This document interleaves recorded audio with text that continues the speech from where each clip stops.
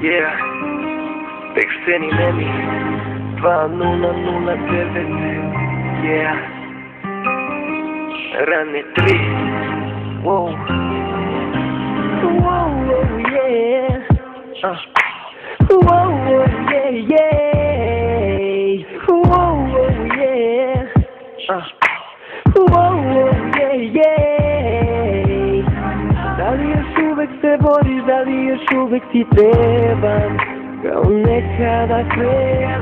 Ja sam rekao da volim, ali ta reč ne postoji. Opet Bog sebe, gdje su te cele te oči koje sam gledao u noći?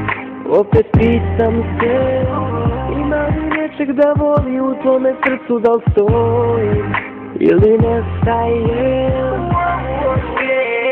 Ja bi da priđem ti barem na sekundi, kažem da volim te. Čak i sve se bi reklo da može da priča isto sve.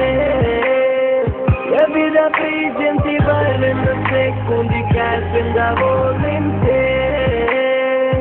Čak i sve se bi reklo da može da priča isto sve. Priča pisana u strofama za koju je potrebna samo papir i olovka. Bilo je odavno, više ne znam ni broj godina. Vaspitana je devojka, a on mangup sa pločnika. Posao s drogom noćima, on sa robom u kolima. Tad navata ga murija, kazna par dinarobija. Prekasno shvatio da ulica ga prodala sa heroinatom. Al ne može odrešetka, ona ga volela, kumila, ko Boga ga molila da prestane sa tima. Đavu došla je ponuda, đavo ko đavo takvu ponudu ne odbija. Za njega sledi celiva, novi dom mu je ćelija. Njoj nestaje ljubav, je vreme gori ko pljuga. Njeni ko ulje na vatru, još nađu drugog da se uda. Sad čuješ ni od kuda vesto zatvorskog druga. Predrag je mrtav, ubio ga je taj puskanj. Ja bi da priđem ti barem na sekundi, kažem da volim te.